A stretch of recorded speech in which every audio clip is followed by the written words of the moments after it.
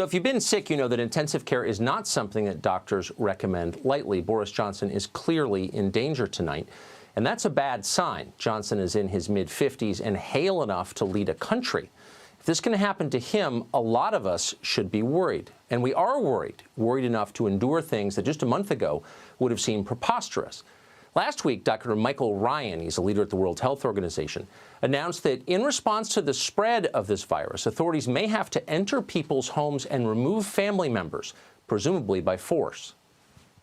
In most parts of the world, due to lockdown, most of the transmission that's actually happening in many countries now is happening in the household, at family level. In some senses, transmission has been taken off the streets and pushed back into family units. Now we need to go and look in families to find those people who may be sick and remove them and isolate them in a safe and dignified manner. Just so you know, we're coming to your house, seizing your children and, quote, isolating them in a safe and dignified manner, whatever that means. Now, that's not something that under normal circumstances officials casually drop during briefings. It's the kind of statement that might trigger violence. People don't respond well when you threaten to take their kids. But Ryan said it like it was no big deal, and that's how the media treated it. His threat didn't make headlines in any of the major newspapers in this country. That's the kind of moment we're in. So how long will this moment last? Well, on Friday, Eric Garcetti, the mayor of Los Angeles, predicted that the first in a series of lockdowns will go on until June. One of the things that just concerns me, it's not one of those immediate concerns, but is, you know, this draws out through the summer and then the cold weather comes around and then there's another wave of it. How do you, as a leader, how do you think about this? Early on when people said, is this just going to be a few days or a couple weeks? I said, no, I think it's at least 2 months. And I said, if we're successful in this, we can expect a second spike in the late fall or early winter. That's how viruses work. We better steel ourselves for a second and maybe even third round of this. But we also need to be nimble enough to know we're not going to flip a switch one day and turn the economy back on. A quote, second and maybe even third round of lockdowns. That's a long time.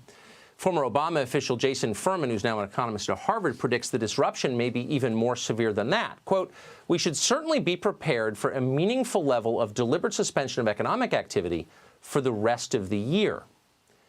Well, it would be nice to know that there's a good reason for all of this, and of course everyone wants there to be a good reason, sincerely. Yet the arguments for a prolonged national lockdown are starting to sound strained.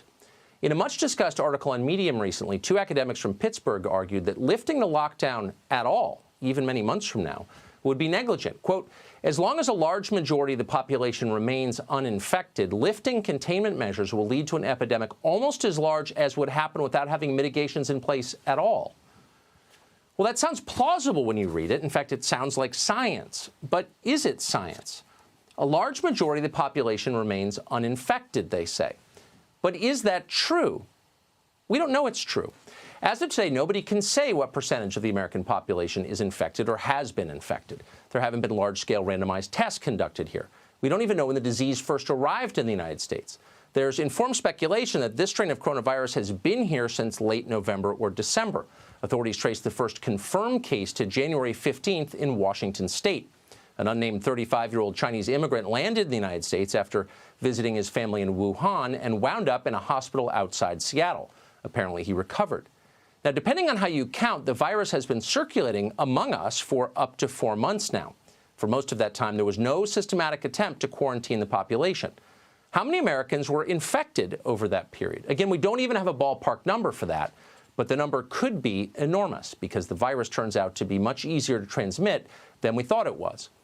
On Friday, you may have noticed, the CDC issued new guidance on mask use. The government now recommends wearing, quote, cloth face coverings in public. Why'd they make that change?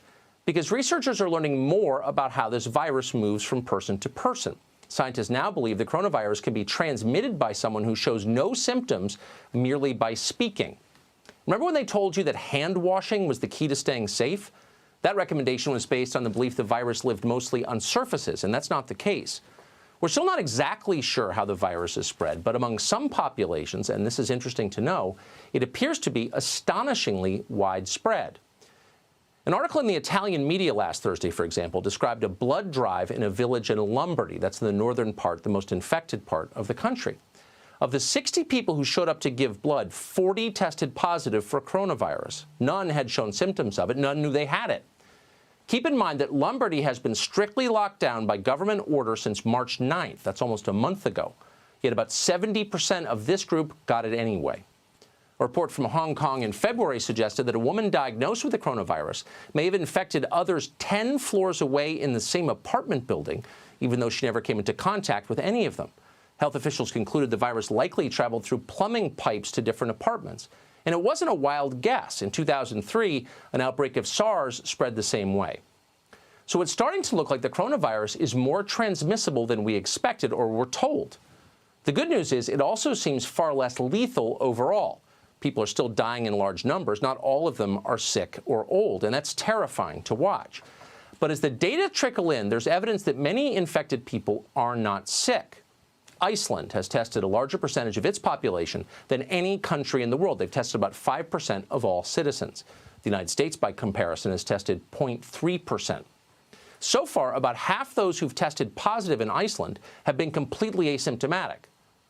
So given all of this, what is a wise response to this pandemic? Historically, health officials have used quarantines to contain infectious diseases. Until now, a quarantine consisted of separating the sick from the general population and then doing everything possible to protect the especially vulnerable. In this case, that would include the elderly and the immunosuppressed, among other groups. We have a pretty good idea that targeted quarantines work. They've been used for centuries around the world.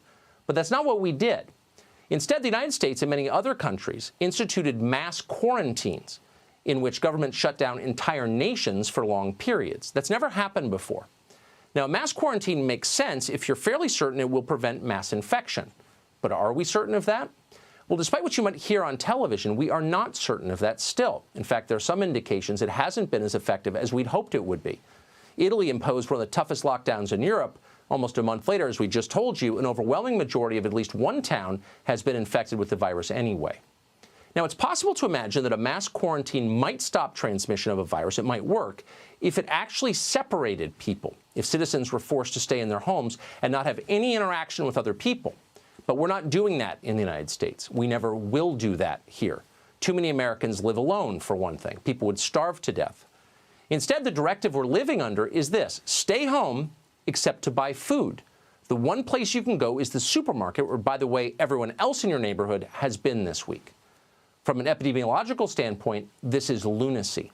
If you wanted to infect an entire population, you'd encourage everyone in a specific zip code to meet regularly in one enclosed location. It doesn't make sense. Authorities must know it doesn't make sense, that's obvious, but instead of changing course or fine-tuning, they're doubling down, hoping that vehemence will compensate for bad science. Here's the mayor of Los Angeles just last week. If you've observed recurring violations of the Safer at Home order, please continue to let us know at coronavirus.lacity.org/business violation. You know the old expression about snitches? Well, in this case, snitches get rewards. We want to thank you for turning folks in and making sure we are all safe.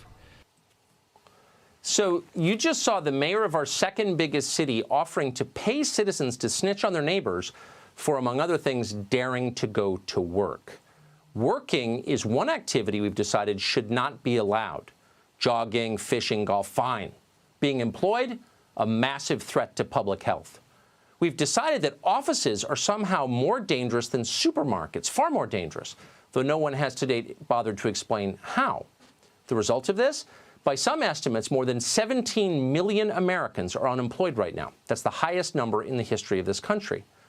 A year from now, and we should think about this, how will all of us feel about the decisions we've made in the face of this pandemic? Is there a single person who sincerely expects the coronavirus itself will hurt more people in the end than the damage we're causing in our response to it? Probably not. Mass unemployment is almost certain to cause far more harm, including physical harm, to the average family than this disease. In 1967, two psychiatric researchers decided to rank traumatic life events in order of how profoundly they affected people's health. Stress can kill you, we know that, and they wanted to determine which kinds of stress were the most dangerous. The doctors found that losing a job ranked high on the list of health-degrading traumas. Joblessness came in well above death of a close friend, to put it into some perspective. If you ever found yourself unemployed with dependents to take care of, you understand this. Unfortunately, many of our policymakers don't understand. They've never been in that position. They never will be. Our professional class doesn't have much interest in middle-class job loss or its consequences. We know that because they've essentially ignored it for decades, not to mention the family disintegration and the drug epidemics it has spawned.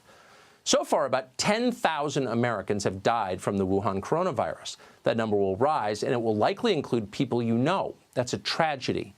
But it's not the only tragedy in progress in this country. In 2018, more than 67,000 Americans died of drug overdoses. The year before, more than 70,000 died. That's more than the entire population of the towns most of us grew up in. And those totals are far lower than the real number, according to people who study the question. The drug epidemic has permanently changed the demographics of this country, but for some reason, CNN has not kept a running tally of drug casualties on the screen. Why is that? Well, you know why. It's not their peer group. It doesn't seem real. They're not that interested. And the same thing is going on now. If the coronavirus shutdown was crushing college administrators or nonprofit executives or green energy lobbyists, it would have ended last week. Instead, it's mainly service workers and small business owners who have been hurt, and they're not on television talking about what they're going through. You need to look closely to see their suffering. Over the weekend, the head of Indiana's Family and Social Services Administration announced that calls to the state's mental health and suicide prevention hotline had gone from about 1,000 to 25,000 a day. Calls to Indiana's addiction hotlines have risen dramatically as well. Reports of domestic violence have spiked in this country and, in fact, around the world. In France, they rose 32% in a single week. Someday we'll get the numbers on the child abuse going on during this lockdown, and we'll all feel sick to our stomachs. Once again, coronavirus is not the only bad thing that's happening in America right now, horrifying as it is. We should never minimize the danger of this pandemic or minimize our obligation to respond to it wisely. We've been saying that on this show for months. No thoughtful person wants to reopen baseball stadiums tomorrow or book a cruise to Shanghai. But there has to be a more balanced course than the one we are on now. For most people, going to work cannot be more dangerous than buying produce at Safeway twice a week. And if it is more dangerous, tell us how it is more dangerous, and be specific when you describe that. Otherwise, it's time to start caring about the entire population. Healthy people are suffering badly too.